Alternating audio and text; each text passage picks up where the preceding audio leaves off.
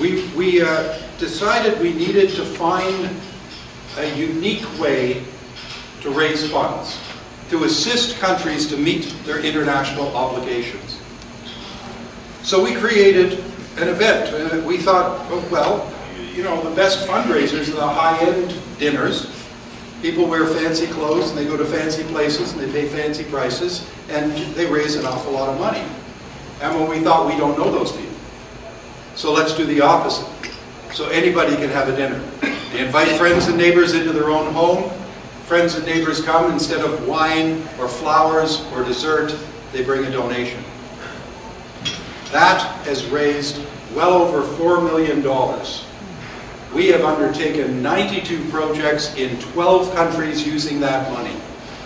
And let me just give you a small insight into how that money multiplies. We did a clearance with the Powell River United Church in Otre Village, Cambodia.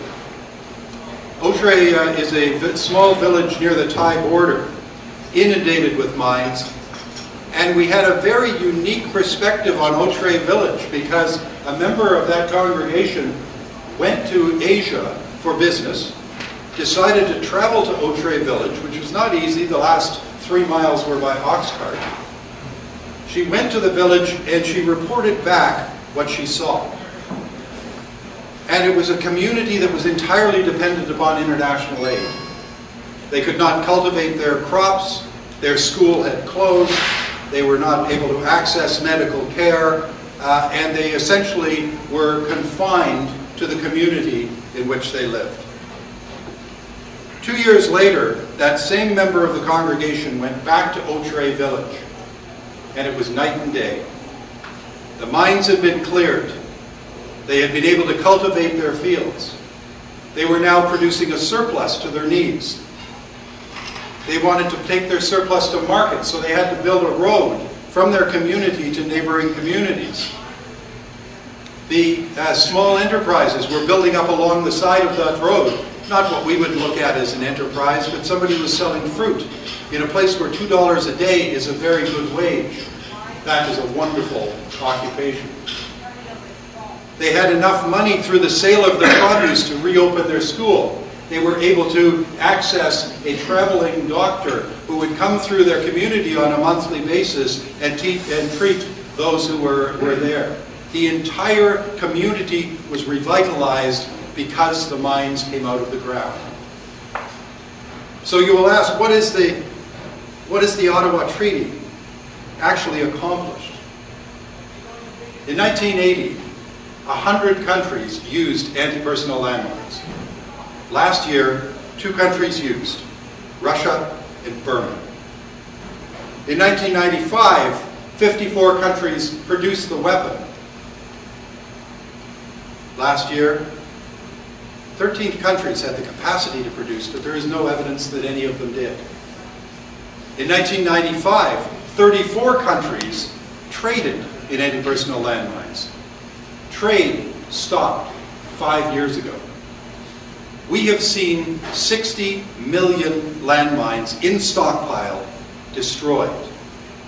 This treaty marks the first time in the history of the world that civil society and government have come together to eliminate a weapon that has some military use because it impacts on civilians. And what a wonderful, wonderful step forward that is. One last thing I'd like to speak to you about that I've been associated with through my involvement with the Canadian Landmine Foundation is, it was mentioned in my introduction that I'm an honorary member of the Canadian Association of Veterans in United Nations Peacekeeping. We found that there was a great synergy between Canada's peacekeeping efforts and Canada's peacekeeping reputation worldwide and the efforts of Canada to eliminate landmines. And so we began working with the Canadian Association of Veterans in UN Peacekeeping to meet one of their objectives, which was to establish Peacekeepers Day in Canada.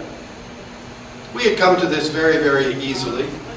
We had come to it because a Canadian engineer named Mark Ishfeld, who was a master corporal, had been killed in 1994 removing landmines. and I knew his parents.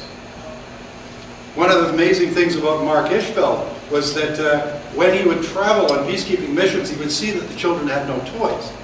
One of the consequences of a conflict is that personal possessions are lost.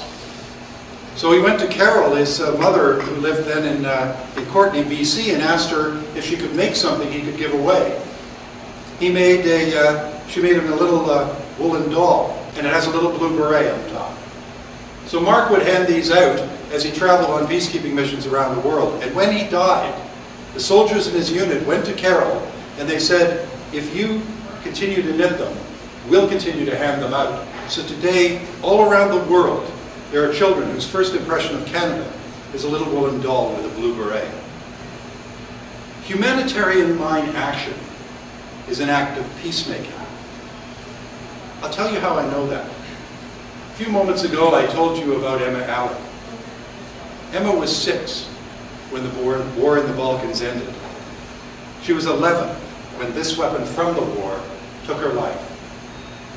So even though the government had said the war was over in 1995 and the military had said the war was over in 1995, for the people of the land, that war didn't end in 1995.